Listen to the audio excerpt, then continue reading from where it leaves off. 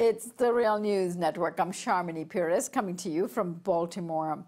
U.S. Secretary of the Interior, Ryan Zinke, is proposing the largest oil and gas lease sale ever in the United States. The March 2018 sale will offer 76.9 million acres in the Gulf of Mexico off the shores of Texas, Louisiana, Mississippi, Alabama, and Florida, the very seas where the BP oil spill disaster took place. Meanwhile, the Trump administration continues to solidify its connection to the fossil fuel interests and to climate change deniers. The Real News documentary, The Doubt Machine, Inside the Koch Brothers' War on Climate Science, and the second edition of that film, Trump, the Koch brothers, and their war on climate science, found that climate change denial machine is well-oiled and is a multi-million-dollar operation to prop up the fossil fuel industry.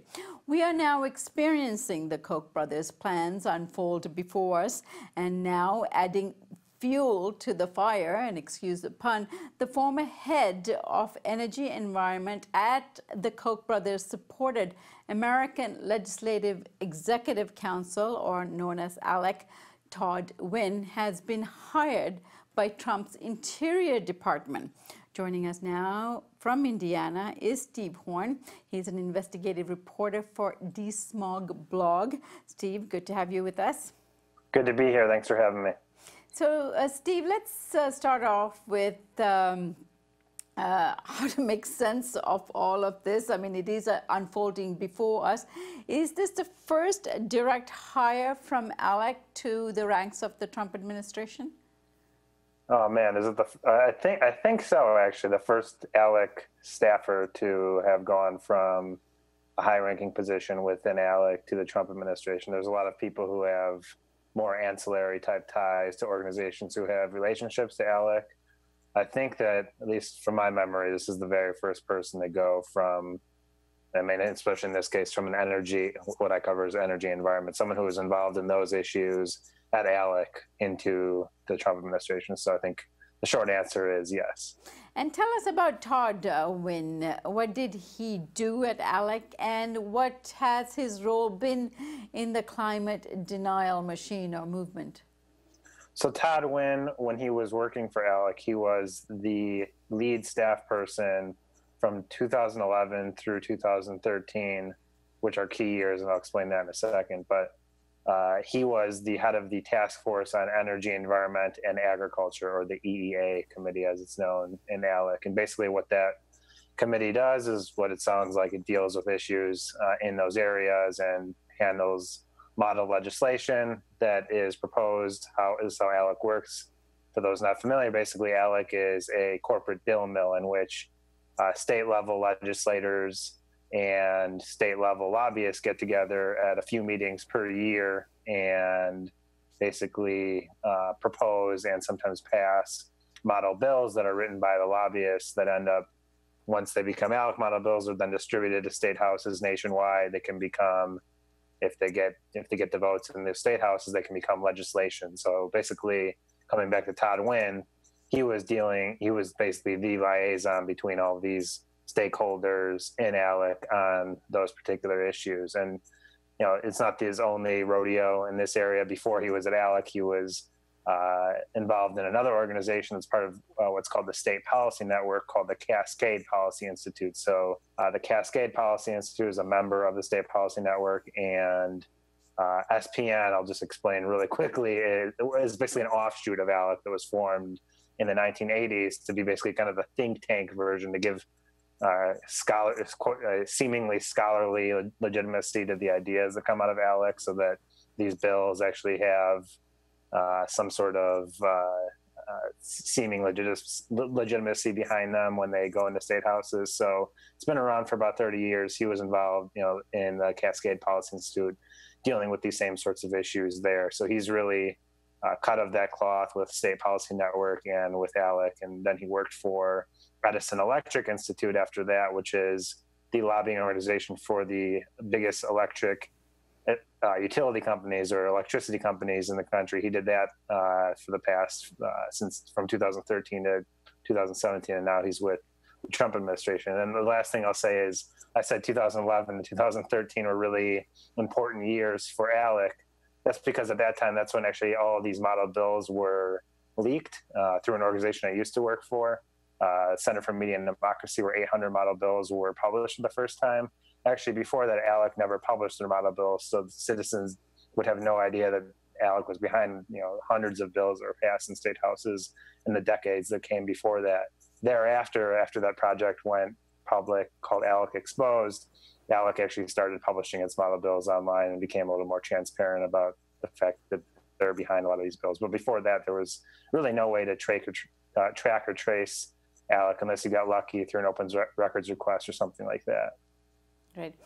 Now, Steve, this is the first time we have concrete evidence, really, of the link between Alec and, of course, the Trump administration, and the ranks of the Trump administration. So, what has Wynn been hired to do in the Interior Department? Yeah, his new job is a great fit for what he's done before this. He is the head of external and intergovernmental affairs at the Department of Interior. He doesn't have, it's not like a deputy position, so he doesn't need to be approved by the Senate. So it's just a hire that Zinke made and maybe his deputies. Basically, he's the one who is now the go-between for industry stakeholders, maybe environmental stakeholders, who knows how much of a voice they'll have in these matters. But basically, he's the go-between, setting up the meetings, and basically dealing with the meat and potatoes that go into policy making and regulation making at the Department of Interior. And of course, he's met quite a few lobbyists over the years at his past jobs, quite a few people in the corporate sector during his time at Edison Electric Institute. So in that way, if you're looking at it from an industry perspective, he's a perfect fit for a position like this. Right.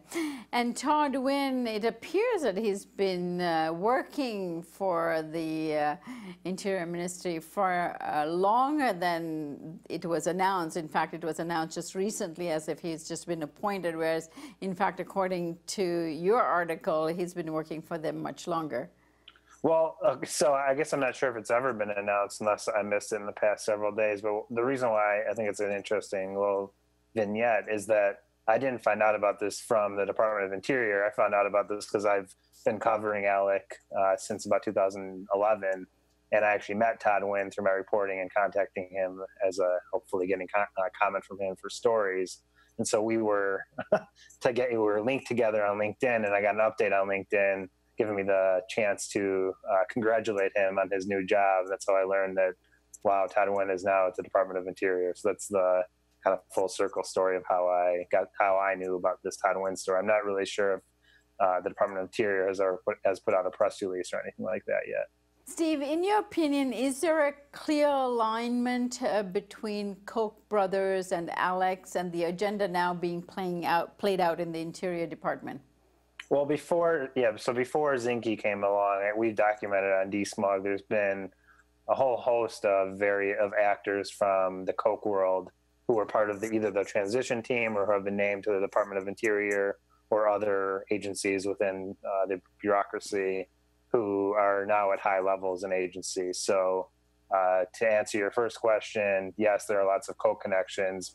Beyond this is of course the first direct Alec one. But then in terms of where policy is going, I think that the biggest thing that the Department of Interior is working on right now, two things that are related. One is cutting down the size potentially of designated national monuments. There's been a big controversy over the Bears Ears Monument in Utah, but there's other monuments that are now under consideration by Zinke, and that's been something he's been reviewing basically from day one on the job. And then number two is, and this has been getting way less. Well, explain a bit more. What about these monuments? So these monuments are essentially, you can't do any drilling or extractive activities on these national monuments. They're designated in such a way to be similar as national parks and federal land. But the one complicating factor is that it's actually harder to undo something once it's designated a national monument. So this will be tied up in courts for quite a bit longer. Whereas on federal lands or public lands that are owned by the federal government, there can still be drilling on those lands. There's still a review process for it. It still has to be approved, but there is no drilling allowed on these national monuments. So that's the big difference. And that's one of the big initiatives of Zinke so far, is to do this big, still ongoing review over whether or not to shrink the size of these monuments. Some actually thought that he might just get rid of some of them altogether. It doesn't really seem like he'll do that, but he may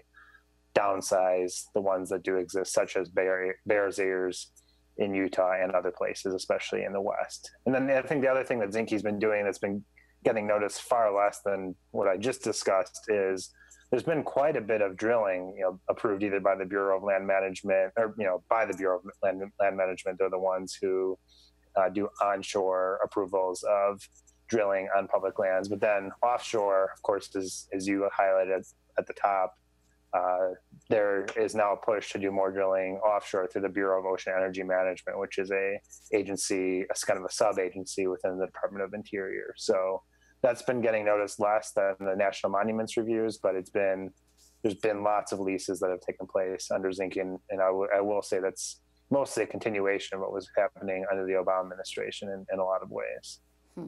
Now, the Alaskan Arctic Refuge, which was being approved by Senate for drilling as well, how does that fit into this agenda? Yeah, so in Alaska, it's very similar. That is now designated a national monument, and the only way drilling could take place in that area is if that designation is undone, which seems at least increasingly more of a possibility than it ever has been before, although there's been an industry push to undo that designation for years now. And one of the biggest proponents of that has been, especially in recent years, has been U.S. Senator Lisa Murkowski in Alaska, who, in a lot of ways, she's being pointed to right now as sort of this foil to President Donald Trump and people aligned with his agenda. She's sort of seen as a quote unquote moderate, but on oil and gas issues, she's definitely in the drill baby drill camp, especially in this area that we're talking about now in the Alaska Arctic Refuge. All right, Steve, one last question. We previously covered how oil drilling and auction system was altered to contain protests over expansion of more drilling in the Gulf. Explain that and remind us again what that was about. And can you expect some pushback from activists and environmental groups and communities about these new leases? Is there a fight back going on? Yeah, that's an excellent question in terms of how did this happen? How has it been so easy to approve so much drilling on onshore and offshore on federal lands or federal ocean area? And basically, the answer is that under Obama, there's a new program that was created basically as a reaction to the Keep It in the Ground movement that popped up, that was led by quite a few environmental organizations in the U.S., including Greenpeace and others. And basically what that did was, at the time, these leases were mostly done at hotels or places where people could convene at conference centers and do the bidding. It got moved to a program called EnergyNet, which is a website. And since then, all of these leases have been taking place on EnergyNet into the Trump administration. So it's really been a continuity of what was happening under Obama. It's unclear if environmental groups will continue to say these shouldn't take place online. That was one of the pushes that they were making under Obama. It's been so chaotic since Trump has taken office that movement kind of fell by the wayside, to Keep It in the Ground movement. But I would expect that it'll probably pick up again as a movement, given this big lease that was announced in the Gulf of Mexico, and given that by March it'll be well over a year since Trump basically won the presidency and has been president. All right, Steve, I thank you so much for joining us today, and keep up the good work. Thank you. And thank you for joining us here on the Real News Network.